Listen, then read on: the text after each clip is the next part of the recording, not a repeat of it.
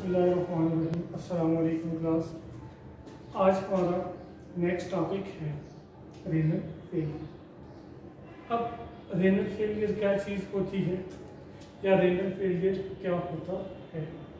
It is a condition in which the nephron is progressively destroyed या it is a condition in which the kidney did not perform their proper function. जब kidney अपना proper function perform नहीं करेगी या nephron अपना proper function perform नहीं कर सकेगी तो इसको हम क्या बोलेंगे जी? किडनी फेलियर बोलेंगे या रेनल फेलियर बोलेंगे। It is a condition, it is a condition in which the kidney did not perform their proper function। ऐसी कंडीशन जिसके अंदर किडनी अपना फंक्शन परफॉर्म नहीं कर सकती इसको हम क्या बोलेंगे जी? Renal failure. और renal failure is also called as a kidney failure. इसको किडनी फेलियर भी बोला जाता है। इसकी कॉमन कॉजेज कौन कौन सी आ जाएंगी? कॉजेज इसकी जो आ जाएंगी, सबसे पहले अगर बात की जाए कॉजेज के अंदर शुगर जिसको हम बोलते हैं जी diabetes,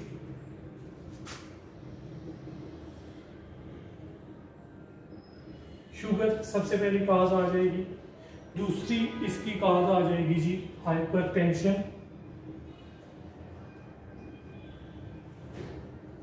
hypertension mean high blood pressure, ठीक है। और इसकी काज आ जाएंगी जी over use of medicine, use of medicine. Excess amount में जब हम मेडिसिन यूज करते हैं, एस्पिरिन वगैरह यूज करते हैं, ठीक है। ड्रिंकिंग,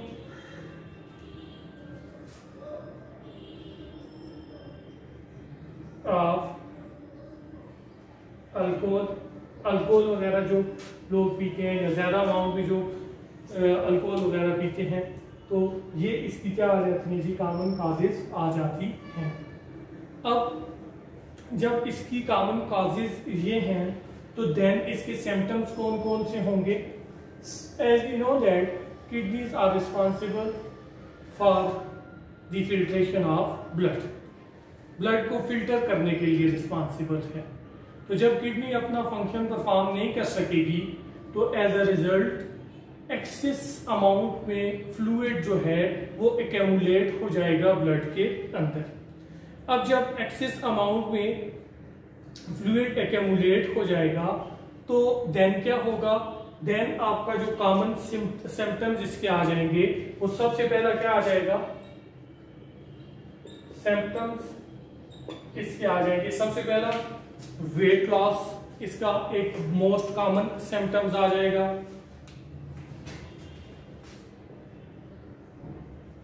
वेट लॉस, ठीक है। उसके बाद दूसरा जो सिम्टम्स इसका आ जाएगा ब्लड इन यूराइन,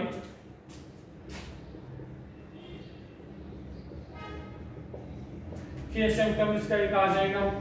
थर्ड जो इसका सिम्टम आ जाएगा वो आ जाएगा जी नोज़िया। नोज़िया क्या होता है जी? Feeling, vomiting. वॉमिटिंग नहीं, दिल खराब होना जिसको आप लोग बोलते हो। उसके बाद स्वेलिंग,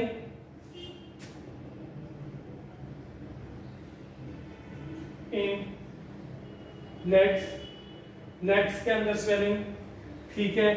लेग्स के साथ साथ स्वेलिंग होगी, आपके आर्म के अंदर स्वेलिंग होगी, आपके फीट के अंदर स्वेलिंग होगी। Arm, feet as well as face. क्योंकि एक्सेस अमाउंट में फ्लूइड आपकी बॉडी के अंदर जमा हो जाता है, एज अ रिजल्ट जो है वो स्वेलिंग स्टार्ट हो जाती है। अदर सिम्टम्स इसके आ जाएंगे जी, अदर सिम्टम्स इसके आ जाएंगे इंक्लूड, अदर सिम्टम्स इंक्लूड हमारे पास कौन सा आ जाएगा, सबसे पहला जो आ जाएगा high blood pressure,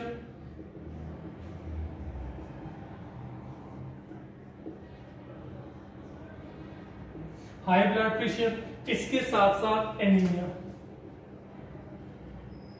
high blood pressure किस वजह से होगा, यूरिया के अंदर नाइट्रोजनस वेस्ट मौजूद होते हैं, ये जो नाइट्रोजनस वेस्ट है ये ब्लड की एसिडिटी को क्या कर देते हैं, इंक्रीज कर देते हैं, as a result blood pressure increase हो जाता है और पर्सन समटाइम एनीमिक भी हो जाता है। अब ट्रीटमेंट इसकी कौन कौन सी आ जाएगी, two types of treatments are used for renal failure, दो तरह की ट्रीटमेंट यूज की जाती हैं। पहली कौन सी आ जाएगी जी, एक तो दो तरह की ट्रीटमेंट आ जाएगी, एक डायलिसिस आ जाएगा, दूसरा आ जाएगा किडनी ट्रांसप्लांट। डायलिसिस के अंदर दो टाइप का डायलिसिस है, एक हमारे पास हीमोडायलिसिस और दूसरा पेरिटोनियल डायलिसिस।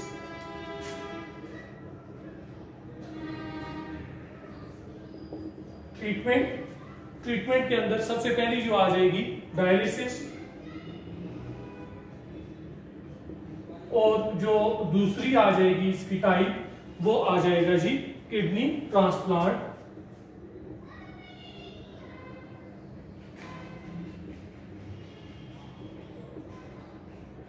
दो तरह की ट्रीटमेंट आ जाएगी। अब डायलिसिस क्या है, इसके आगे फर्दर दो टाइप्स हैं, एक तो हमारे पास आ जाएगा हेमीडायलिसिस,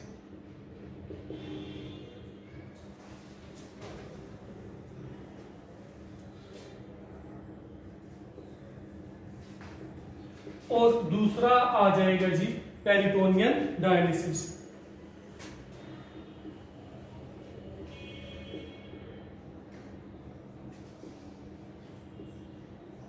ये दो तरह की डायलिसिस होती है। अब सबसे पहले डायलिसिस क्या चीज होती है,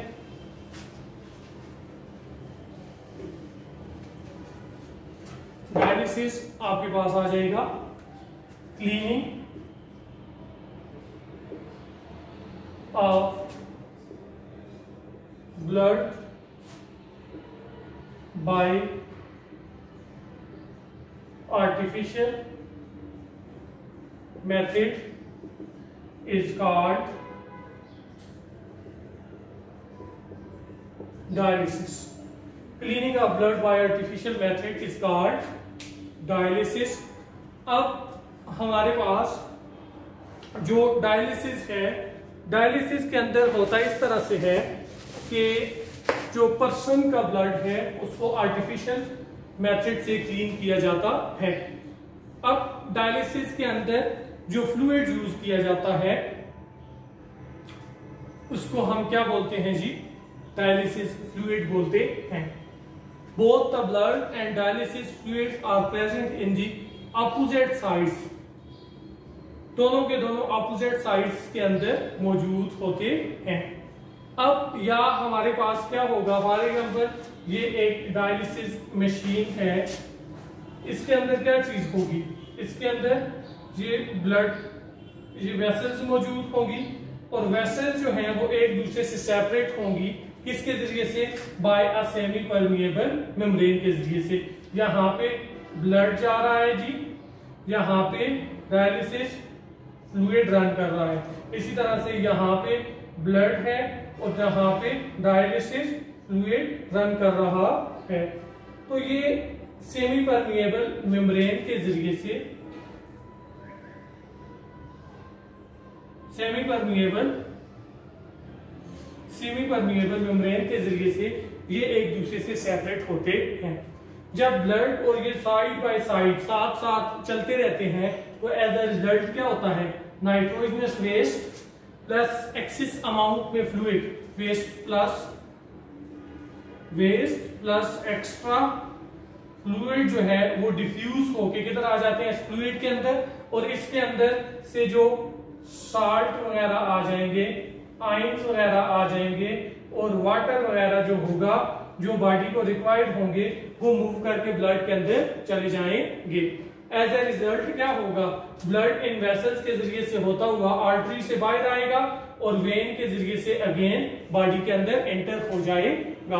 आगे समझ में बात। और फ्लूइड को हम क्या कर लेंगे जी, बाय ब्रेन कर लेंगे। अब डायलिसिस के दो मेथड हैं, मैंने आपको पहले ही बोला, हेमोडायलिसिस और दूसरा आपके पास आ जाएगा पेरिटोनियल डायलिसिस। इंशाल्लाह कल हम ये दोनों मेथड डिस्कस करेंगे। Thank you very much.